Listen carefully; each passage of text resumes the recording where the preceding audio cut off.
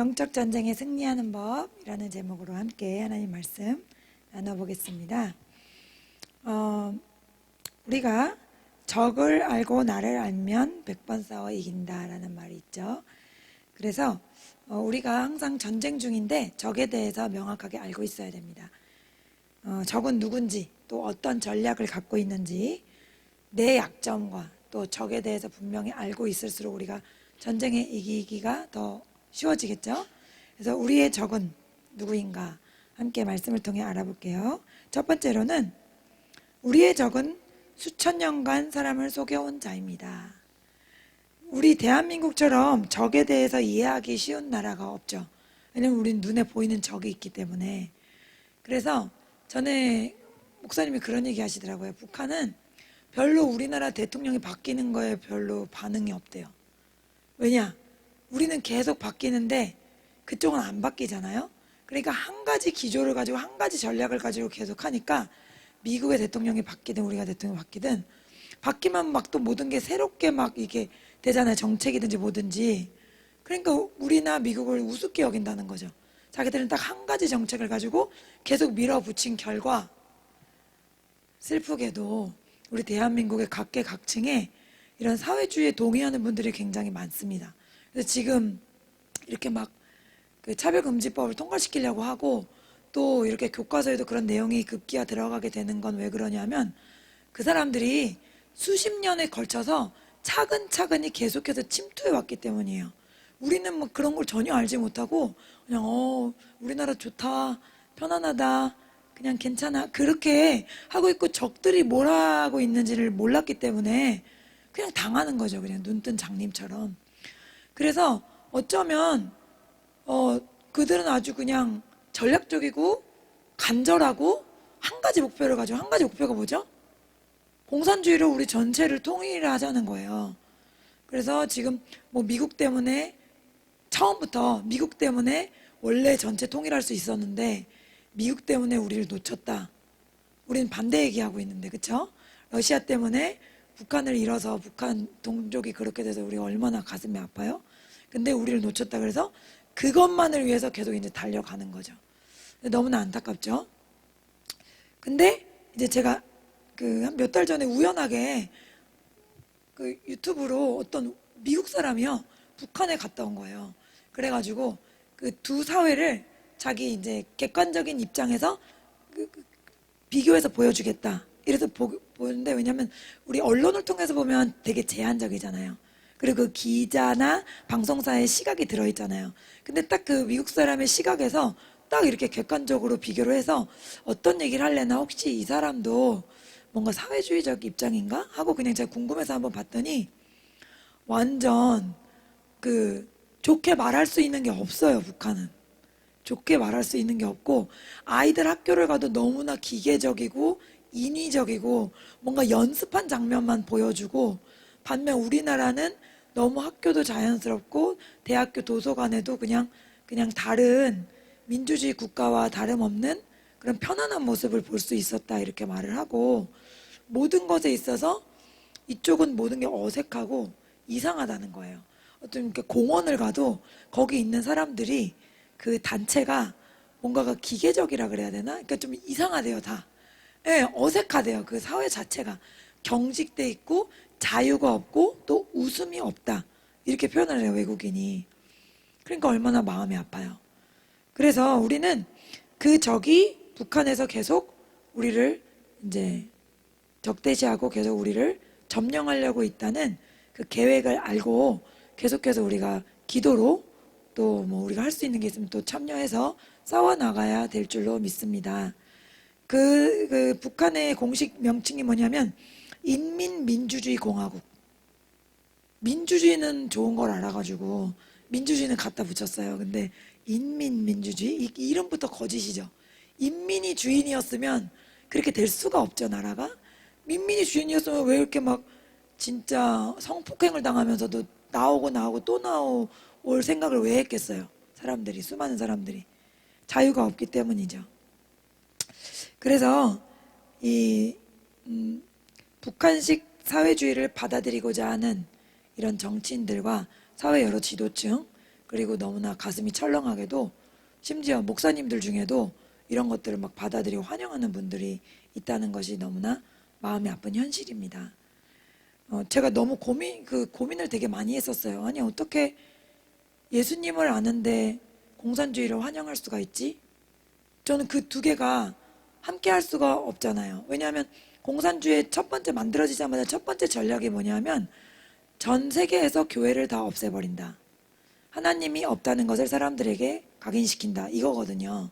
근데 어떻게 공산주의, 사회주의와 교회가 동시에 존재할 수가 있는 건 빛과 어두움과 같은 건데 어떻게 목사님들이 사회주의가 되고 공산주의를 지지할 수 있는가? 그게 저는 이해가 안 갔는데 어떤 분이 잠깐 그런 설명하시더라고요.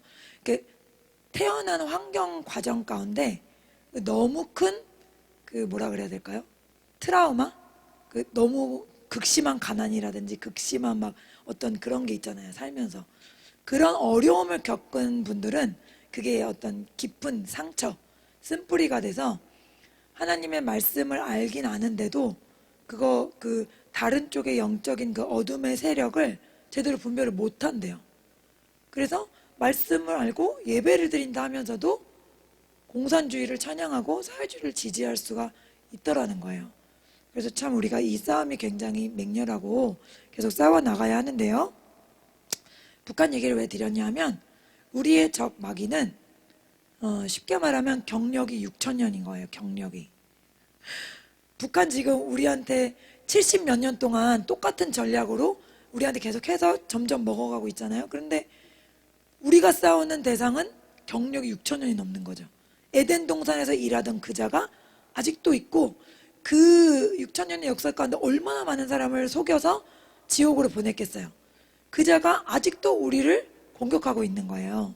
그렇기 때문에 우리가 결코 쉽게 상대를 여겨서는 안 됩니다.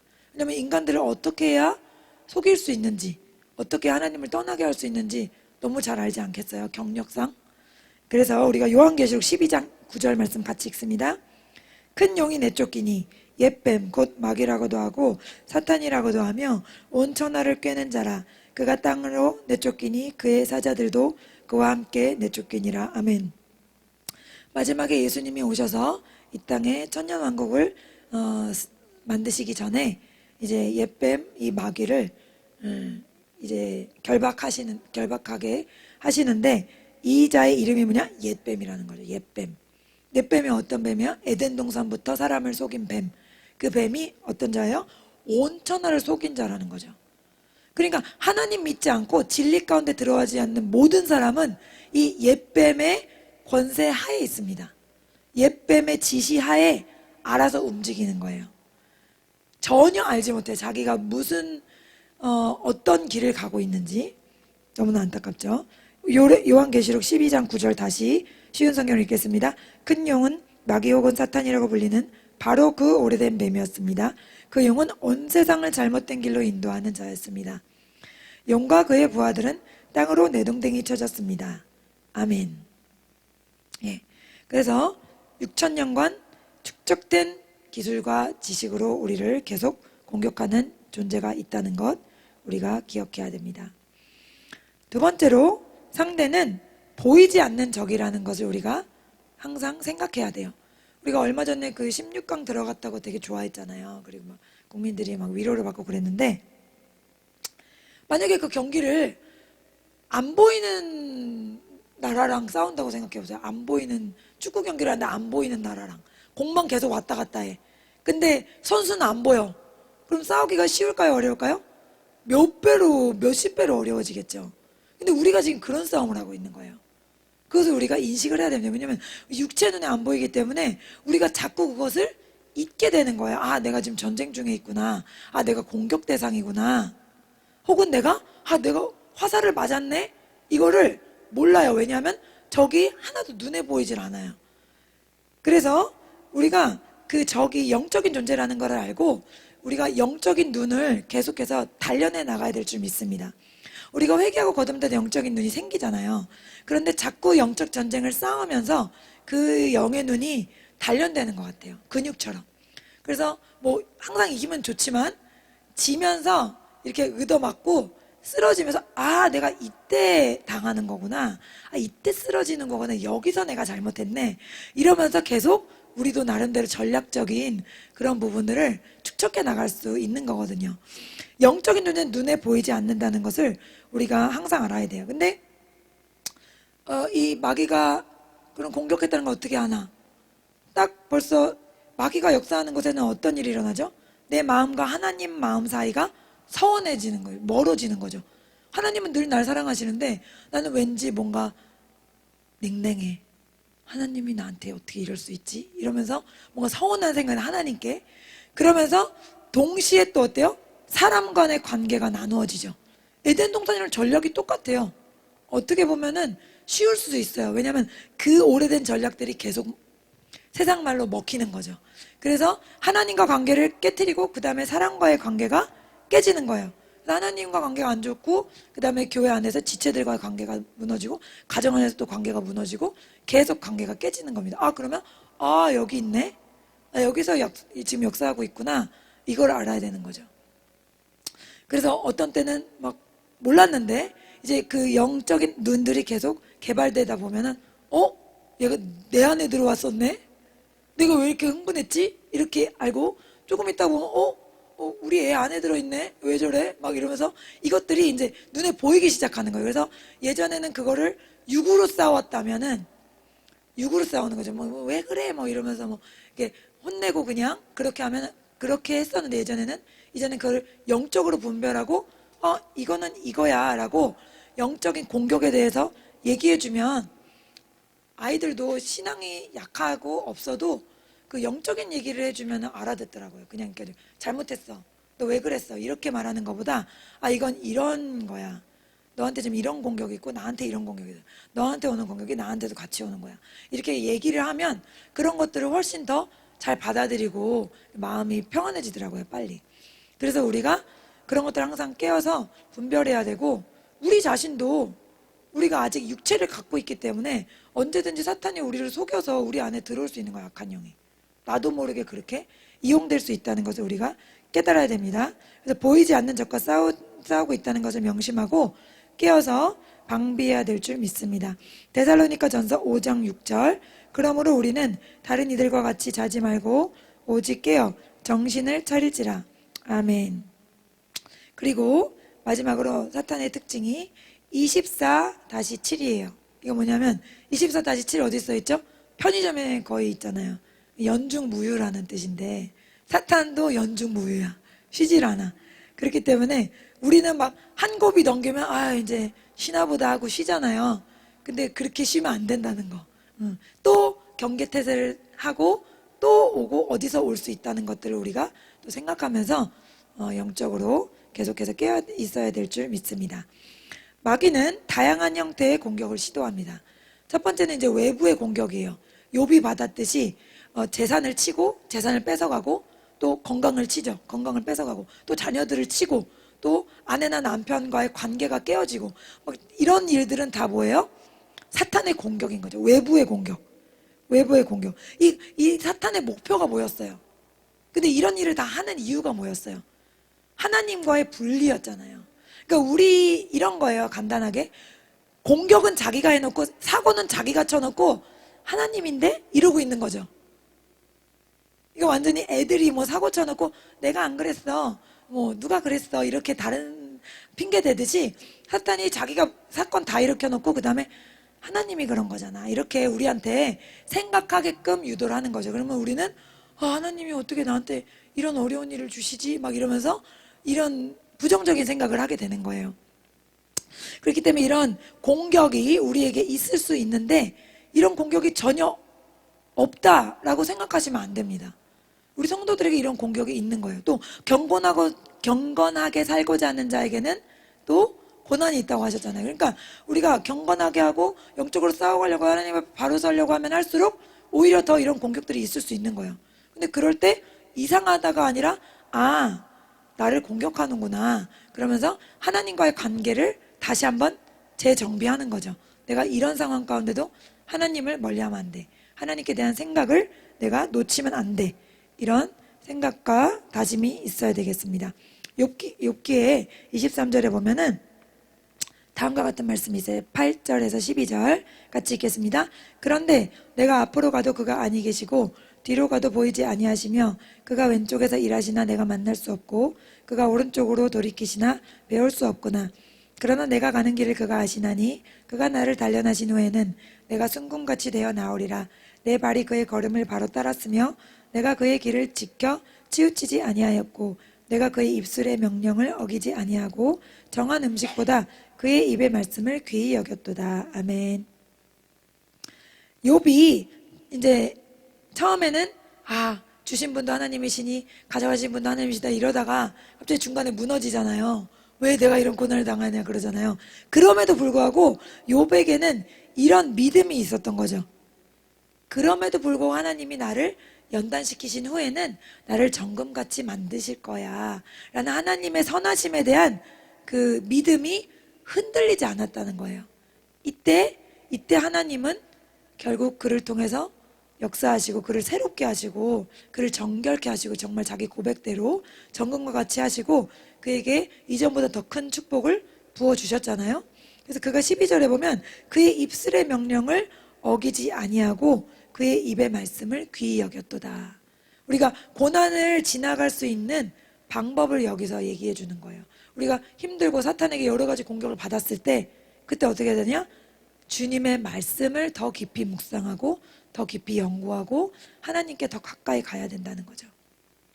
그 방법 말고 다른 방법은 없는 줄로 믿습니다.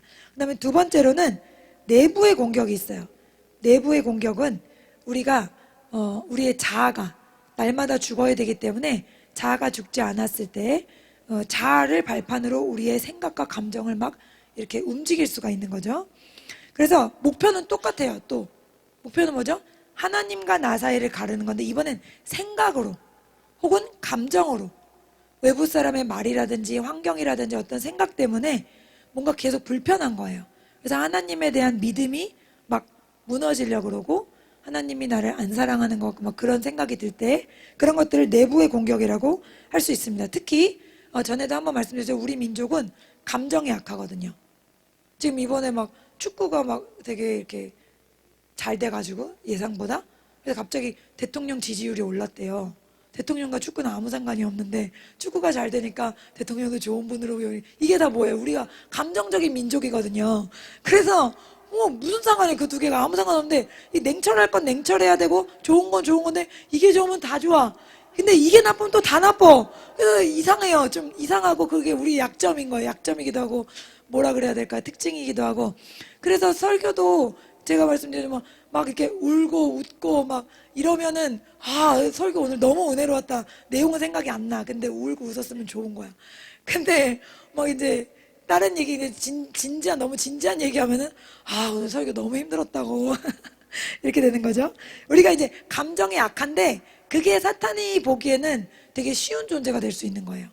감정이 약하고 기분이 왔다 갔다 하는 우리 민족의 특징인데 그것을 우리가 잘 통제해야 될 줄 믿습니다.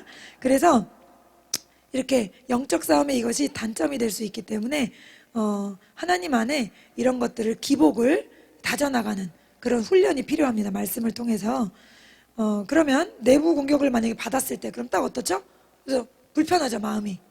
그리고 어떤 때는 막 잠이 편하게 오지도 않고 그리고 뭔가가 뭘 해도 기쁨이 없잖아요. 딱 가장 내가 사탄에게 화살을 맞았는지 안 맞았는지 알려면 가장 확실한 게 뭐예요? 평안함이 없어요. 평안함과 기쁨이 그 즉시로 사라져 버려요. 저는 항상 너무너무 감사한 게 돈으로 살 수 없는 기쁨이 그 새벽기도 갔다 오면은 이제 항상 가기 전에 창피하지만 가기 전에 항상 이렇게 생각하고 일어납니다. 갔다 오면 잘 수 있을 거야. 잠에 대한 욕구가 너무 강해. 갔다 오면 잘 수 있어. 이렇게 내 자신에게 타협을 시킨 뒤 그 다음에 갔다 와요. 그럼 갔다 오면 영이 깨이기 때문에 제가 제일 싫어하는 일을 할 수 있습니다. 설거지를 하면서 찬송이 나오면 그날은 승리예요. 근데 갔다 오면 잘 수 있을 거야. 이 생각도 놓쳐버리고 자면은 그때는 막 그 하루 살아내기가 바쁜 거예요. 막 늦잠 잤으니까 막 허둥지둥 막 이러고 막 집도 정리가 안 되고 모든 게 다 엉망진창이야. 계속 시간을 따라가야 돼. 너무 힘들고 또 희한하게요. 그것도 영적인 건지 모르겠는데 갔다 와서 자잖아요. 애들 보내고 다시 자잖아요. 이상하게 되게 피곤해요. 뭔지 모르게 뭐가 제 사이클이 안 맞는 건지 한 번 자면은 머리가 더 띵하고 뭔가 안 좋더라고요. 그래서 이게 좀 약간 육신은 피곤해도 찬송 부르면서 설거지를 일단 하면, 그리고 애들 밥 먹이고 보내면 이제 9시 전후로 되거든요. 그럼 뭔가 와, 오늘도 이렇게 아름다운 햇빛이 비쳤구나 하면서 행복하게 하루를 시작하는 거죠. 네, 그래서 너무나 감사해요. 돈으로 살 수 없는 평안함을 주시는 하나님. 그래서 우리가 만약에 화살을 맞았을 때 그럼 어떻게 되나? 우리가 뭐 맞지 않는 그런 예수님과 같은 존재는 아니잖아요. 그러니까 맞았다. 만약에 맞았어. 그러면 어떻게 해야 되나? 첫 번째로는 어쨌든 회개해야 돼요. 뭔가 내가 불편한 마음을 갖고 있는 거는 죄가 내 안에 들어왔다는 거거든요. 어쨌든 다른 사람이 나를 무슨 말로 상처 주고 기분 나쁘게 해서 그럼 난 상처를 받았다 그러잖아요, 그거를. 근데 상처를 받은 건 뭐냐면 상처를 받은 동시에 그 대상을 미워하고 있어요, 여러분이. 저도 그걸 여러 번 경험했거든요. 나 상처받았어. 내 마음만 상처받은 게 아니라 사실 나도 그 사람을 공격하고 있어요, 내 마음으로. 그거를 빨리 풀어내야 돼요. 그래서 일단 이 상태가 되면 일단 화살 한 대 딱 맞으면 나는 전혀 잘못한 게 없는데 상대방의 말 한마디 때문에 난 이렇게 상처받아, 이게 생각이 되거든요. 근데 그거를 앞뒤로 따지면 안 돼요. 그냥 무조건 하나님 잘못했습니다. 그거부터 해서 그냥 억지로라도 하면 그때 이제 1단계가 풀어집니다. 그 다음에 2단계는 무조건 상대방을 용서하고 축복하는 거예요. 그냥 교과서대로 하나님 이 사람 잘못했습니다. 이 사람 밉지만 예수님이 저를 용서하셨으니까 용서합니다 하고 그냥 그 교과서대로 말을 내뱉어요. 그러면 또 2단계가 풀려요. 그 다음에 이제 평안함이 없어지면 제일 힘든 게 찬양이 안 나오는 거거든요. 찬양하고 싶지가 않아요. 그냥 몸이 이러고 그냥 다운돼 있거든요. 근데 그 상태에서 억지로 찬양을 하는 거예요. 틀어서 억지로 찬양을 따라하면 그때 마음이 가벼워져요.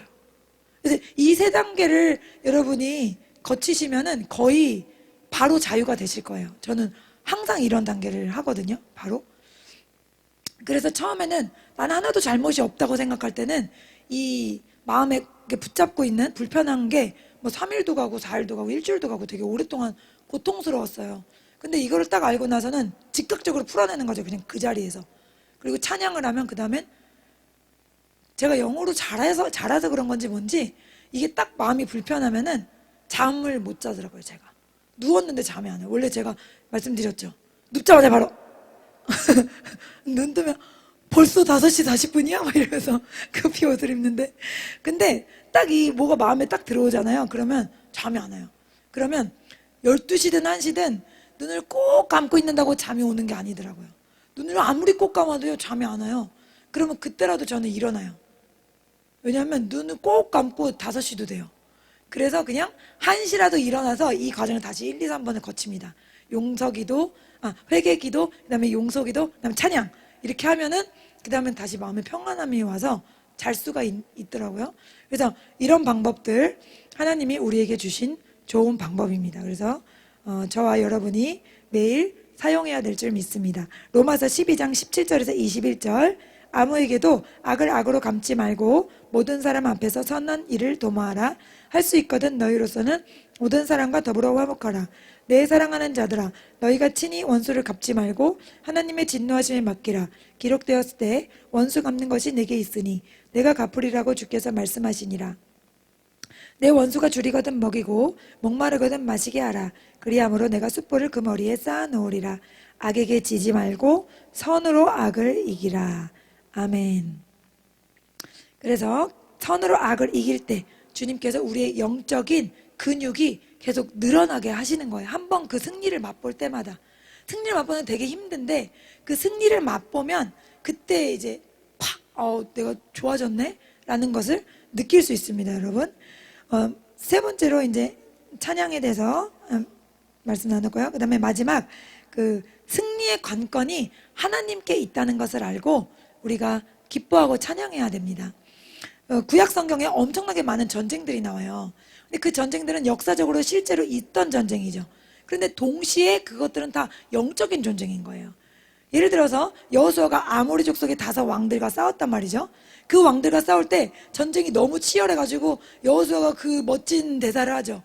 태양을 멈춰주세요. 이래서 태양을 멈춰가지고 하나님이 막 엄청 여호수아가 멋있게 싸운 것 같이 하잖아요.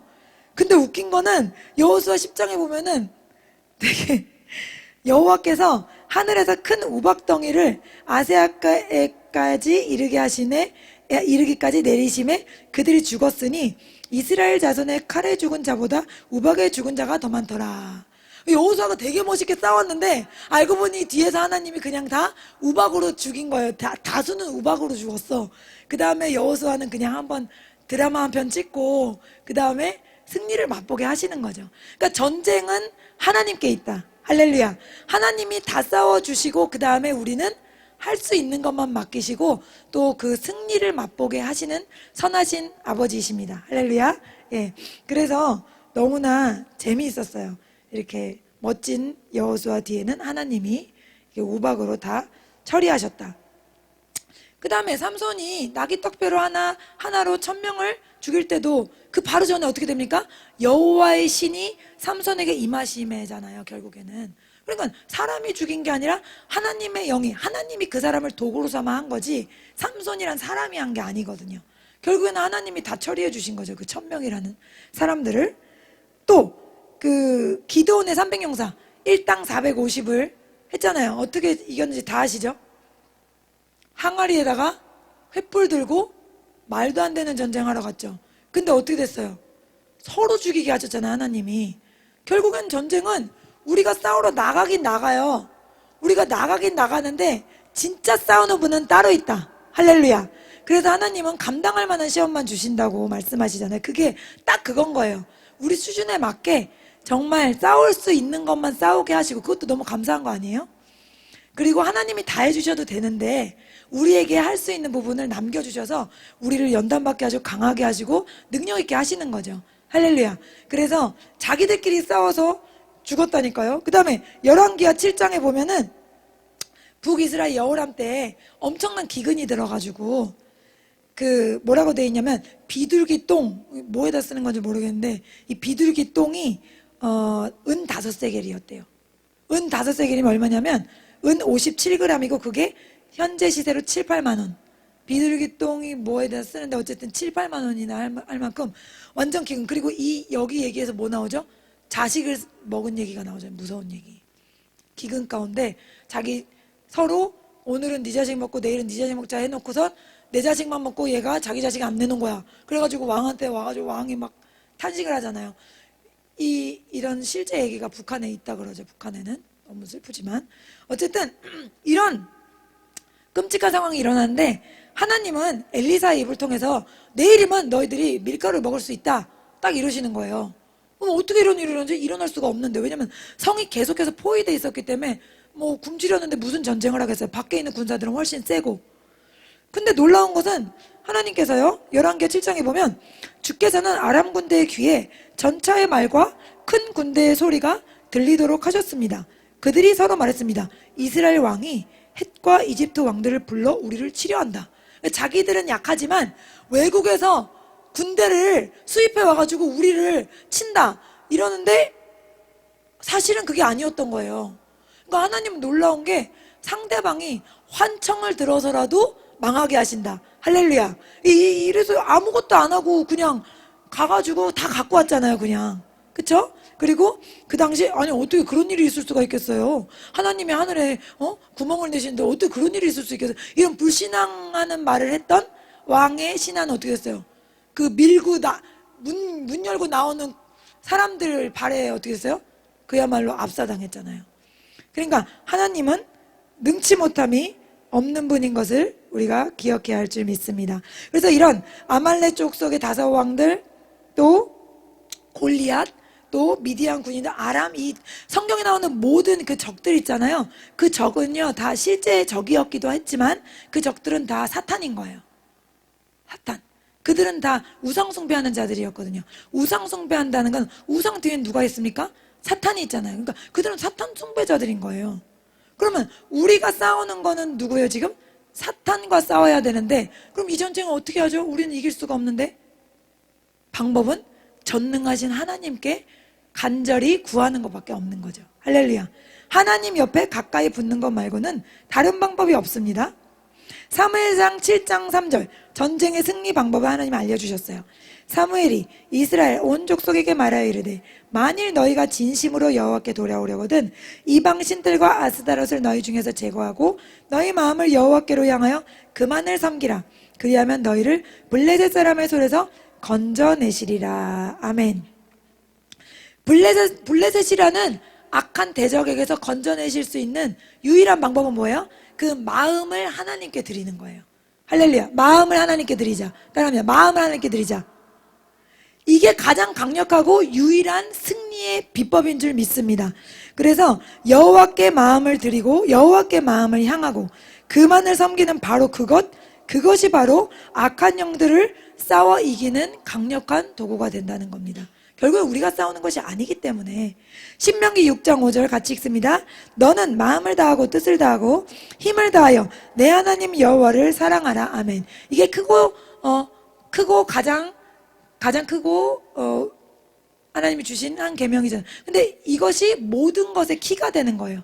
우리가 하나님을 마음을 다해 사랑하면 하나님이 우리의 모든 일을 책임져 주시고, 마음을 다해 사랑하면 적에게서도 이기게 하시고, 이 땅의 모든 일도 하나님이 처리해 주시고, 우리가 마음을 다해 하나님을 사랑하는 것에 우리가 전심으로 달려가야 될 줄 믿습니다.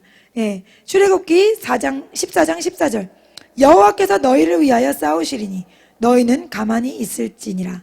여호수아 10장 42절 이스라엘의 하나님 여호와께서 이스라엘을 위하여 싸우셨으므로 여호수아가 이 모든 왕들과 그들의 땅을 단번에 빼앗으니라. 아멘. 이 두 말씀 다 무엇을 말씀하십니까? 여호와께서 너희를 위하여 싸워야 이긴다. 이것을 우리에게 가르쳐 주시는 거예요. 그래서 우리가 하나님께만 붙어 있으면은 모든 영적 전쟁에서 이길 수 있는 줄 믿습니다. 그런데 지는 건 그럼 뭐예요? 여호와께 붙어 있지 않고 나 자신에게 빠져 있거나 우상에게 빠져 있는 거죠. 이런 것도 굉장히 위험해요. 저도 때때로 그럴 때가 있었거든요. 아, 나는 부족해. 아, 나는 안 돼. 나는 기도해도 안 될 거야. 왜 이런 생각 있죠? 저는 그게 겸손한 건 줄 알고 그런 생각을 했거든요. 겸손한 게 아닌 거예요. 그것도 교만한 거예요. 왜? 나를 못하러 보니까 어차피 난 안 되는데. 나를 볼 필요가 없어요. 나는 새롭게 실망할 게 없다. 새롭게 실망할 게 없고 어디만 보면 돼요? 위에 계신 분만 보면 되기 때문에 나에게 실망하는 것도 교만이라는 걸 우리가 알아야 됩니다. 그래서 계속해서 예수님을 바라보고 달려가야 될 줄 믿습니다. 호세아 10장 13절 너희는 악을 바꿔라 죄를 거두고 거짓 열매를 먹었나니 이는 내가 내 길과 내 용사의 많음을 의뢰하였습니다. 아멘. 솔로몬이 망한 게 뭡니까? 전능하신 여호와 하나님 한 분뿐이 그분을 의지해야 되는데 그분을 의지하지 않고 사탄을 섬기는 아내들을 데려와서 사탄에게 빠져버린 거잖아요. 그때 어떻게 했어요? 하나님이 왕의 기준, 아내를 많이 두지 말라 그랬고 말과 병거를 많이 두지 말고 말씀을 읽으라 그랬는데 다 안 지켰잖아요. 그러니까 우리도 망하려면 이렇게 망하는 거예요. 내가 가지고 있는 것, 하나님 아닌 다른 것, 그런 것들에 의지하기 시작하고 그런 것들에 막 자부심을 갖기 시작하면 그 즉시로 멸망의 길로 빠집니다. 그렇기 때문에 우리가 전심으로 하나님을 사랑하고 하나님께 가까이 가는 것에 마음을 다하기 바랍니다. 말씀을 가까이 하고 예배를 가까이 하고 또 혹시 내 마음이 무뎌졌으면 하나님 제 마음을 비춰주시고 새롭게 하옵소서 기도하면서 날마다 우리가 강해지고 또 뿌리 깊어지는 우리 온 교회가 되기를 예수님의 이름으로 축복합니다. 다 같이 오늘 말씀을 가지고 기도하겠습니다. 주님 3번 부르고 하나님 우리가 매일매일 당하는 이 영적인 전쟁에서 싸워서 승리하게 하옵소서 간절히 기도하겠습니다.